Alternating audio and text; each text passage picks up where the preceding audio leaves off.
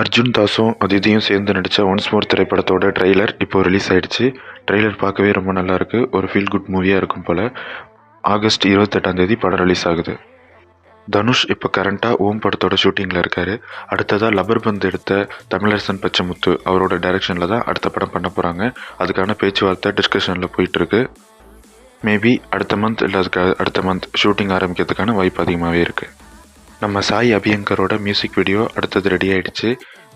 ஸ்டார்டிங்கில் கட்சி சேர ஆசை கூட, சித்திரப்புத்திரி, பவளமல்லி இந்த மாதிரி சாங்லாம் ரிலீஸ் பண்ணி அது நல்ல ஒரு ட்ரெண்டிங்காகவே ஆனிச்சு.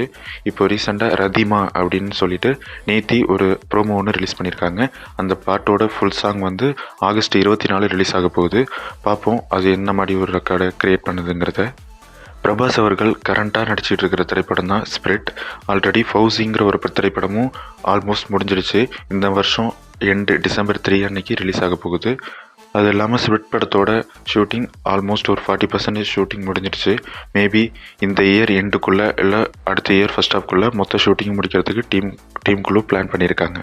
நம்ம சிவகார்த்திகேயன் அவர்களோட ஷேயன் படத்தோட ஷூட்டிங் அக்டோபர் எண்டுக்குள்ளே முடிய போகுது. ஆக்சுவலாக அக்டோபர் எண்டுக்குள்ளே படத்தை ரிலீஸ் பண்ணுறதுக்கே பிளான் போட்டாங்க. பட் 2 ஷெடியூலாக எடுத்து ஃபர்ஸ்ட் ஷெடியூல் முடிச்சு செகண்ட் ஷெடியூல் தான் இப்போ முடிய போகுது. மேபி அக்டோபர் எண்டுக்குள்ளே நம்ம ஃபர்ஸ்ட் சிங்கிள் எதிர்பார்க்கலாம். ஏன்னா சீக்கிரமாகவே ஃபர்ஸ்ட் சிங்கிள் ரிலீஸ் பண்ண போகிறதாகவும் சொல்லியிருக்காங்க.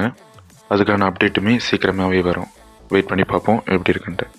இது போல் சினிமா செய்திகளை நீங்கள் உடனுக்குடன் தெரிஞ்சுக்க மறக்காமல் நம்ம சேனல் சினியோ நியூஸை சப்ஸ்கிரைப் பண்ணி வச்சுக்கோங்க. லைக் பண்ணுங்கள், ஷேர் பண்ணுங்கள். உங்களோட கருத்துக்களை கமெண்டில் பதிவு பண்ணுங்கள். தேங்க்யூ.